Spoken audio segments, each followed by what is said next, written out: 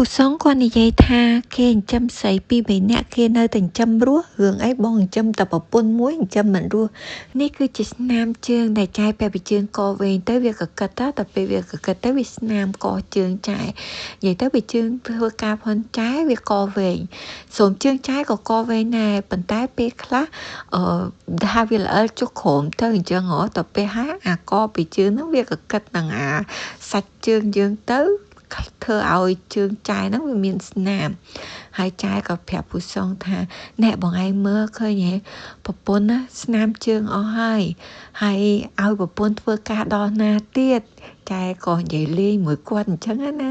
ស្រាប់តែពូសុងមានតែដឹងតែចាយនិយាយលេងនិយាយមែនអីពូសុងថាចុះអ្នកណាគេឲ្យអូនឯងទៅធ្វើការបងឲ្យអូនឯងនៅផ្ទះតា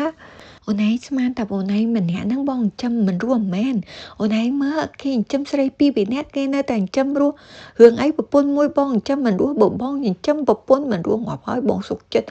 កាត់ក្តោឲ្យឆ្កែវាអស់លេង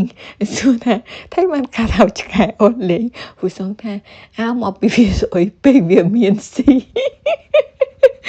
ចាយសើចបដាហើយក៏សួរគាត់ថាអូមិនមែនវាស្វិតពេកវាខំមិនដាច់ទេអូអើយ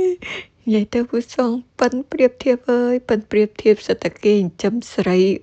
ពីរបីនាក់គេនៅចិញ្ចឹមរស់